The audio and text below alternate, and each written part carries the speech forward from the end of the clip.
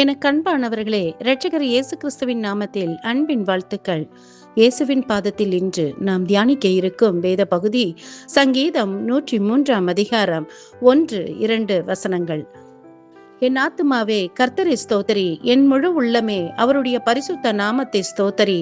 என் ஆத்துமாவே கர்த்தரை ஸ்தோத்தரி, அவர் செய்த சகல உபகாரங்களையும் மறவாதே. ஹல்லேலூயா.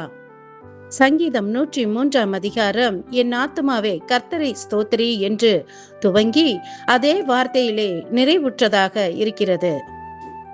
ஆம், என கண்பானவர்களே, ஒவ்வொரு முறையும் நாம் ஜெபத்தை நிறைவு செய்யும் பொழுது இந்த 2 வசனங்களை சொல்லி நிறைவு செய்வது ஒரு வழக்கமாக இருக்கிறது.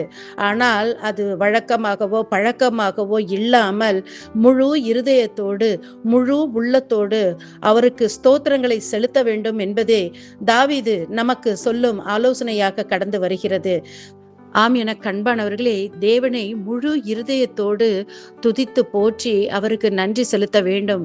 ஏனென்றால் அவர் ஒருவர் மாத்திரமே நமது அக்கிரமங்களை மன்னித்தவர், நமது நோய்களை குணமாக்கினவர். இந்த அதிகாரத்தின் 3-22 வரையில் உள்ள வசனங்களை நாம் வாசித்து பார்க்கும் பொழுது அவர் நம் மீது வைத்த பிரியம் விளங்குகின்றது. இப்படியாக நம் மீது கரிசனம் கொண்ட தேவனை நாம் அரைகுறை மனதோடு அல்ல, பிரியமானவர்களே, முழு இருதயத்தோடு துதித்து போற்றி நன்றி கூற பழகுவோம். நாம் ஜெபிப்போம். அன்பின் பரலோக பிதாவே, உம்மை நன்றியோடு துதிக்கிறோம். நீர் தந்த புதிய நாளுக்காக நன்றி. நீர் செய்த அற்புதங்கள், அடையாளங்கள், அதிசயங்கள், எங்கள் வாழ்வில் நீர் நிறைவேற்றி தந்த காரியங்கள் யாவற்றையும் நினைவு கூர்ந்து முழு இருதயத்தோடு முழு பலத்தோடு முழு மனதோடு நாங்கள் நன்றி செலுத்துகிறோம்.